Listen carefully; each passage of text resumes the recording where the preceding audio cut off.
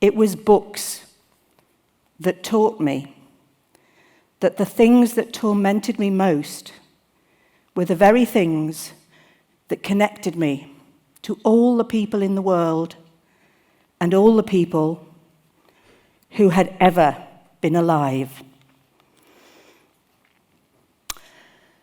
Good words, but sadly not mine. They are the words of James Baldwin, a man with whom I have superficially not much in common. I don't come from Harlem. I'm not dead. He reminds me here that the best moments in reading are when you come across something, a thought, a feeling, a way of looking at things, that you'd thought particular to you. And here it is, set down by someone else, maybe even someone long dead. And it's as if a hand had come out and taken yours. Good words, but not mine.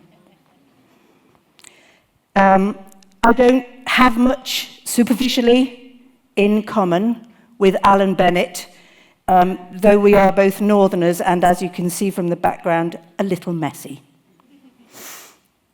What I have in common with those two guys is that the experience they're talking about is an experience I've had once, very importantly, and many times since. I had that experience when I was 24 on the 86 bus. I sat down and opened a sci-fi novel I'd just bought and read this. I've been sent on errands to our colonies on many planets. Crises of all kinds are familiar to me. So far, so intergalactical. I have known more than once what it is to accept the failure, final and irreversible, of creatures who have within themselves the potential of development. Less intergalactical, I was thinking about my mum and dad. And I was reading the words of Doris Lessing. I don't have much in common with her either. She was born in Zimbabwe, she's won the Nobel Prize.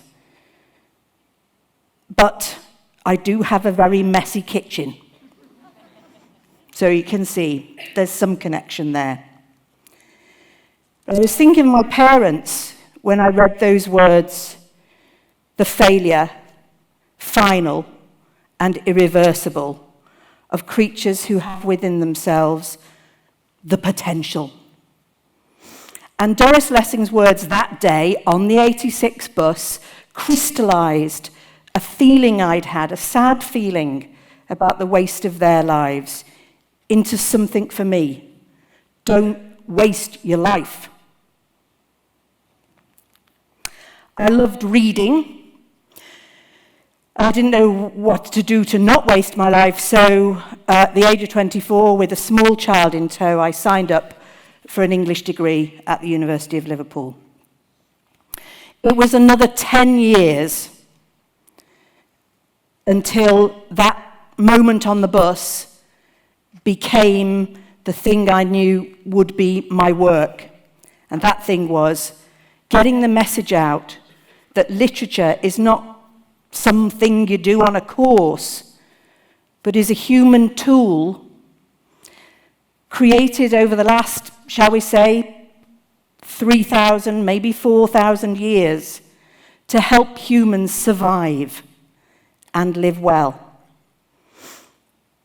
I didn't fully understand that until a night in an evening class I was teaching, when I realized that a woman in the room had an experience a bit like the two we started with. It was Christmas, end of term. Students had brought mince pies and wine, and being English literature students, they celebrated by standing up and reading out their favourite poems. You know, it's wild in English. And then this woman, a very well put together, middle class, middle-aged lady, quite nicely dressed, very together, stood up and read this poem. I just read you a little bit of it. I am. Yet what I am, none cares or knows. My friends forsake me, like a memory lost. I am the self-consumer of my woes. They rise and vanish in oblivious host, like shadows in love's frenzied, stifled throes, and yet I am and live. This woman, I'll call her Joan, then said, "This poem means a lot to me because I used to live on a farm in Australia, and on that farm I became an alcoholic, and then I lost everything, my marriage, the farm, my children, and was just kicking around the streets for quite a long time, and all the time I had this poem with me, written out on a scrap of paper, and I kept it in my pocket, and I would take it out sometimes and read it. I am, yet what I am, none cares or knows." She said, I'd read it and think, yep, I am. So what an amazing piece of technology this is. A man in a Northampton lunatic asylum in 1845 writes down his feelings. 100 years later, a woman on another continent, in the gutter, takes out those words, reads them, and finds a hand, courage. I felt that courage that night in my classroom. Joan's story, connecting with my family history, made a connection. I thought, this poem has helped a woman stay alive. It wasn't long after that that I left the university and set up the Reader. For 20 years, the Reader has been getting people into reading by what we call shared reading. That's to say, a group of people meet, someone reads aloud, everybody listens, talks, joins in. Let me give you the feeling of it from the words from Hayley, who's in a prison group. Me and Em, when we first came, we'd look at each other when she read, and we couldn't quite believe it. We giggled because it was so strange and overwhelming to be read to. My mother can't read. I don't think I've ever been read to like that before. When she reads, it takes me to the zone. I'm alert, I want to listen, but I'm calm at the same time. There's something about the feeling in the group. It's hard to explain, but the feeling makes me want to be there. That feeling doesn't come for everybody, and certainly not straight away. It is weird being read to. For Tanya, in the same prison, and I quote, "It felt boring, rubbish, stories and poems made no sense, crap, bullshit, pathetic, and stupid." That was until she met the bluebird. There's a bluebird in my heart that wants to get out.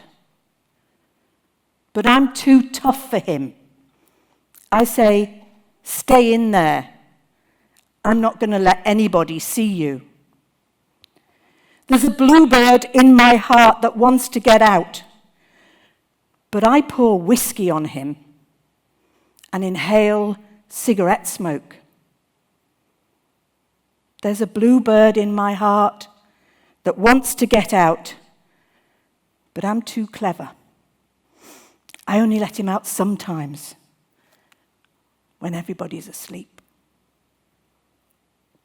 For Tanya, meeting that poem after weeks of pathetic, rubbish, stupid, boring crap, the effect was maybe not so much like a hand reaching out as a punch in the gut, because she said, "It's got my belly churning. I can feel it here. It's really good." Was it more like a mirror that Charles Bukowski is holding out to her? "It's like me," she said. "That one, man, it's got me."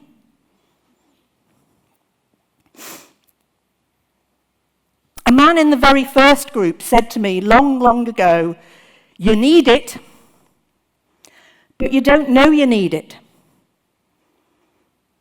Now, since he said that, I've been trying to think, what is the need that is answered? And I think I'm going to flip back in my slides to that picture of the man in the group to say, what's being done when he is sharing his reading with other human beings? A group member writes, "Working together in the group to find the meaning of a story or poem gets your mind working in a good way, livens it." You saw that with Tanya. That's got me in the gut. No one could say that wasn't life happening. You feel calmer as well, more in tune, he says. You're on the same frequency as other people. We've got about 500, 600 of these groups happening every week. They're led by 1,000 volunteers. The shared reading movement has spread around the world, and there are shared reading groups in 16 countries. A lot of people come to Liverpool, and now you can see that beautiful building, to be trained in our methods, and that's why we found Calderstone's Mansion, bid for it, won it in a public tender, and raised £5 million to do it up. Here it is. It's in Calderstones Park, South Liverpool, and come and visit us. When you come in, you'll come into a welcome hall, and you'll be able to go and buy a cup of coffee or a book to support the charitable work of the reader. But maybe, perhaps, more than that, you might take the chance of coming to a shared reading group. And if you did do that, what would you find? Here's a group in Croydon Library. You can see people working together, as that man described. It's very casual. People sit around. We have coffee, tea, biscuits, etc. There's nobody teaching, though there are people trained to lead the group. Lots of group members would attest. What's the main thing that happens? Connection. What's the main thing that happens? Connection.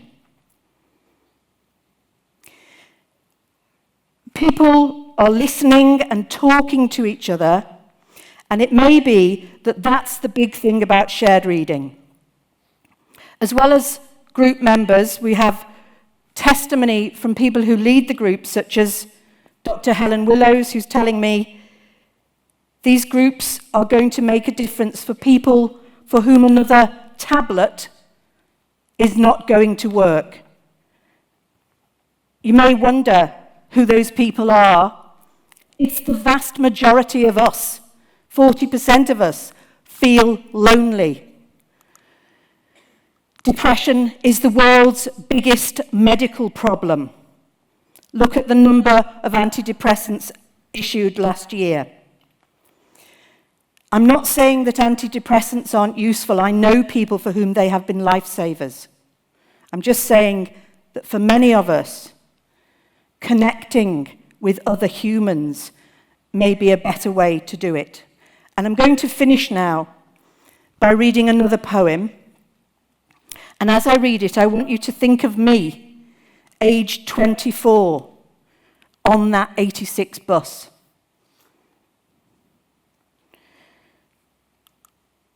a certain day became a presence to me. There it was, confronting me, a sky, air, light, a being.